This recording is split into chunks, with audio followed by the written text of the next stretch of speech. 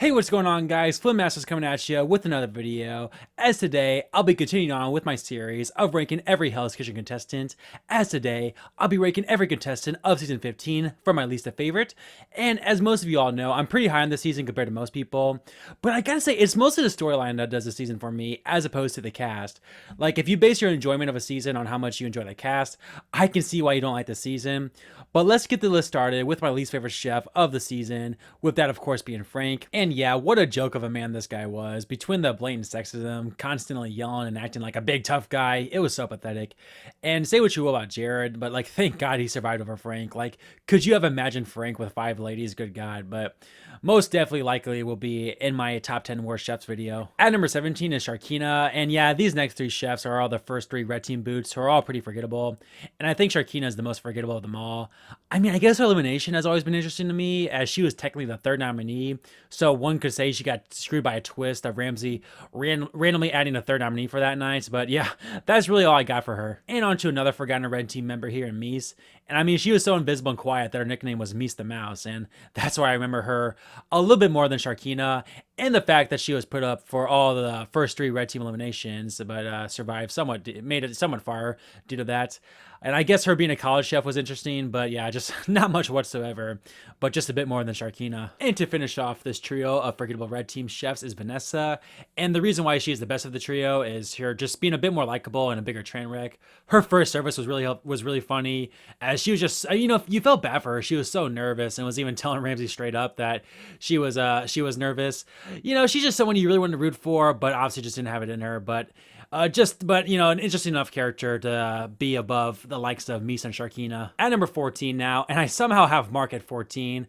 And I know what you're all thinking, how can he be this high with only 1 confessional? Well, that's just it. Him being so invisible has made him somewhat of an ironic icon within the HK community, which is why I have him above the 3 ladies who are all unironically unmemorable. At number 13 is frankly not a forgettable chef, but he had his moments, and that is Alan.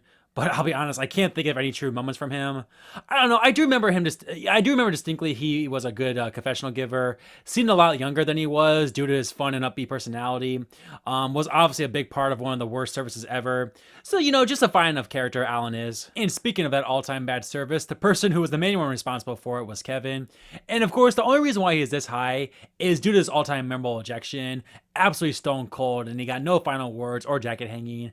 And just in general, he was so pathetic and bad all season. I mean, you kind of felt bad for the guy at a certain point, like just put him out of his misery.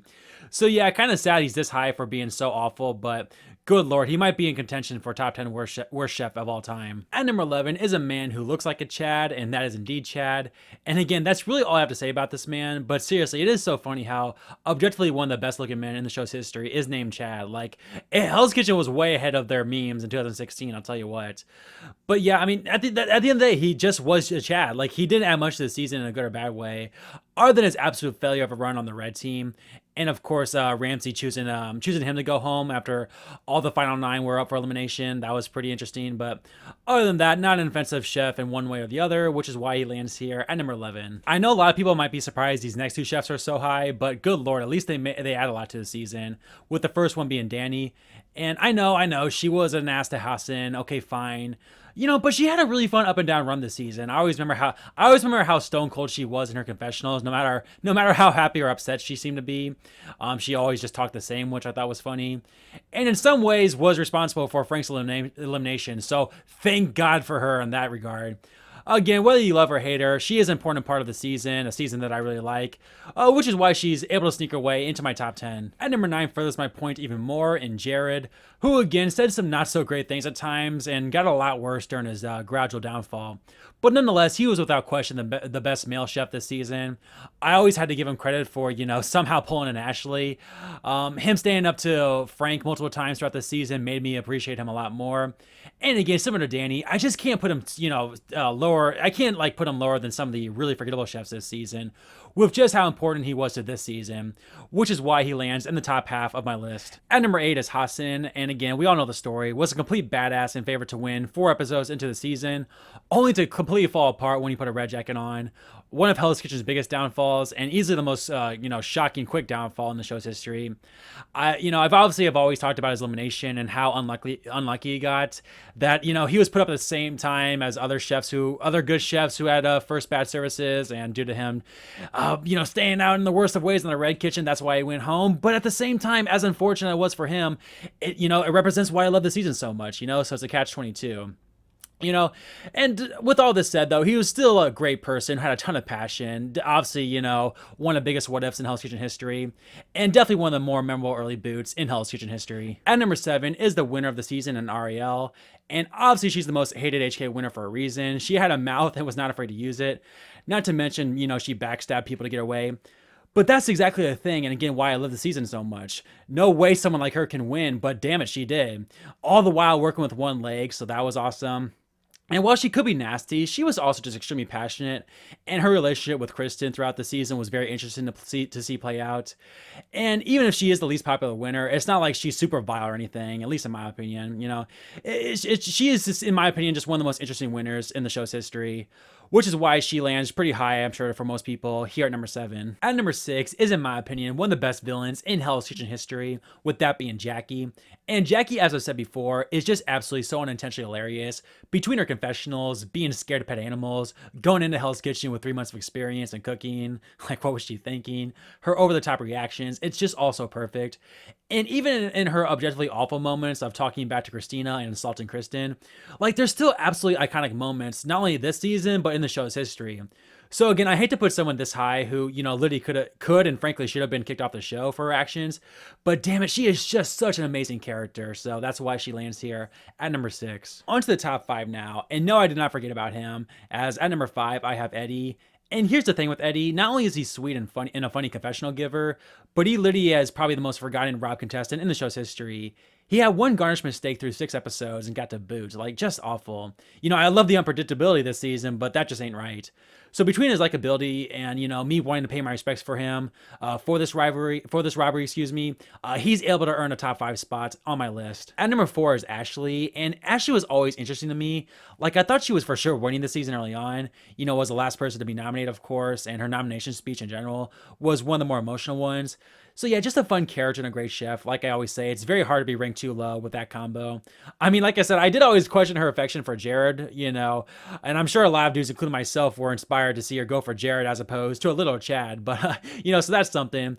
And in general, her and Kristen, and for that matter, Ariel's that trio down the stretch, for those 3 ultimately getting the final 3, that was pretty interesting to see them, kind of take over the red kitchen and, be the final 3 chefs standing. So nothing amazing. Again, not an amazing 3rd place finisher, not a bad one though, obviously by any stretch of the imagination. Just totally fun enough, which is why she lands here at number 4. At number 3 is many people's favorite chef this season, with that being Manda. I mean, she's literally the definition of an underdog. A single mom raising 3 kids, trying to change her and their lives forever. I mean, you gotta love that, and got off to a good start, but not a good start, kind of an up and down run on the red team, but was given new life on the blue team, which unfortunately also had its ups and downs. And I can't imagine how brutal it must have been for her to work with someone like Frank. But despite all those ups and downs, she was able to scratch and claw her way to a black jacket. Just all around cool stuff there. And oh my goodness, what a complete spark plug she is. Definitely probably the best spark plug female chef in the show's history, if not of all time.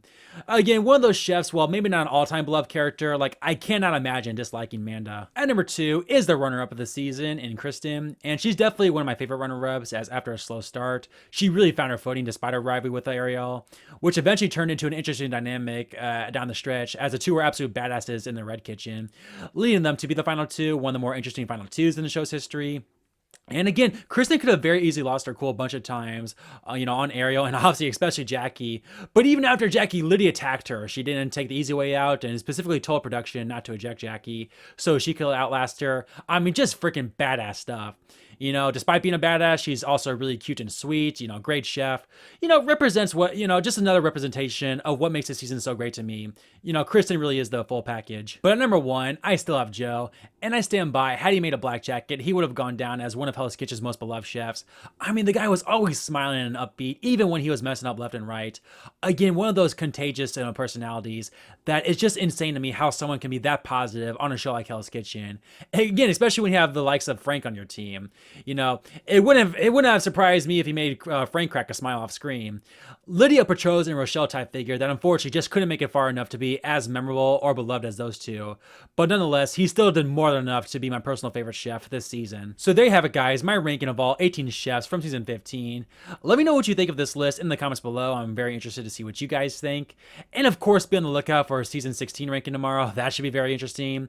And be sure to hit that subscribe and like button to support the series. And with all that said, take care everyone, and I'll see you next time.